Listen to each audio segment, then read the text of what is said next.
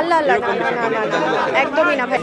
আরেকটা ব্যাপার আমি তাহলে এখনই জানবো, সেটি হচ্ছে এই যে মাঝখানে লম্বা একটা সময়ের গ্যাপ নিয়েছিলেন, সেই সময়ের গ্যাপটা কি ছিল? নিজেকে সময় দেয়া, নাকি অভিমান করেছিলেন যে না আমি কাজ করবো না, দূরে থাকবো, এমন কিছু কি?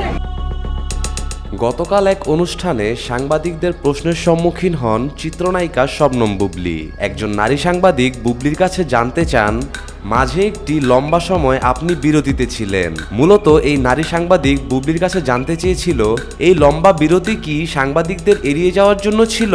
এর জবাবে বুবলি বলেন, আল্লাহ আল্লাহ, না না না না না, একদমই না ভাইয়া। কারণ আপনারা আমার পরিবার, আমার সাংবাদিক ভাই বোনেরা, আমার এই ফিল্ম ইন্ডাস্ট্রি, আমার সমস্ত পরিচালক প্রযোজক, সবার প্রতি আমার সেই দায়িত্বশীল ব্যাপারটা আমার আছে এবং আমি রাখতে চাই। সো কোনো কাজকে হ্যাম্পার করে আমি কখনো কোনো কিছু করিনি, করবো না, এবং আমি আপনাদেরই মানুষ, আপনাদেরই পরিবার, আমি আছি এবং থাকবো। কিছুদিন আগে আপনি সাকিবের সাথে আমেরিকা ঘুরতে গিয়েছিলেন। সেখান থেকে দেশে ফেরার পরপরই গুঞ্জন উঠেছে আপনি প্রেগনেন্ট। সেই গুঞ্জন এখনো চলছে। আবারও মা হওয়ার বিষয়টি নিয়ে আপনি কি বলবেন? এরকম প্রশ্নের জবাবে এই সাকিব খানের স্ত্রী বলেন,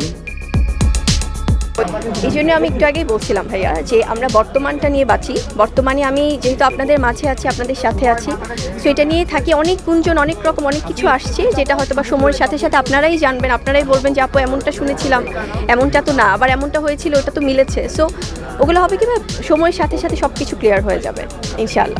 আর এই ব্যাপারগুলো নিয়ে এতবার আমি কথা বলেছি, আপনাদের নিজেদেরই বিরক্ত লাগবে যে আর চাই না এই topic. So thank you so much.